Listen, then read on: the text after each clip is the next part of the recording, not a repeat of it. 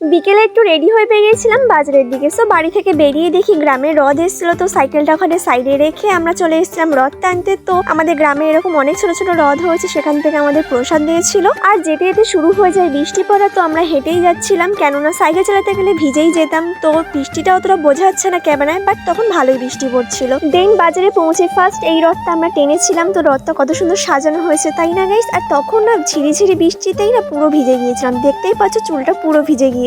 জানো তো গাইস, আমাদের বাজারে সমস্ত জায়গায় রথ আসে, ওই জন্য একটু বেশি ভিড় হয়। দেখতেই পাচ্ছ কত লোকজন হয়েছে। আর আমি তো সন্ধ্যে অব্দি ছিলামও না, যার জন্য কোনো বড় রথ দেখতে পাইনি। আর এবারে আমাদের গ্রামের রথটাও খুব একটা বড় হয়নি। বাই দ্য ওয়ে গাইস, আমরা রথ টেনে চলে গিয়েছিলাম বাজারের ভিতরে। বেশ কিছু সবজি বাজার করার ছিল, সেইগুলো করে নিয়েছিলাম। আর এপাশে আমি একটু ভিডিও করছিলাম, তার মধ্যেই দেখি আমার পায়ের সামনে হাজির হয়েছে কই মাছ। আর তোমরা যারা গ্রামের দিকে থাকো তারা তো জানোই, বৃষ্টি হলে এরকম কই মাছ রাস্তাঘাটে অনেক দেখাই যায়। তো তোমাদের রথযাত্রা কেমন কাটলো কমেন্ট করে জানিও।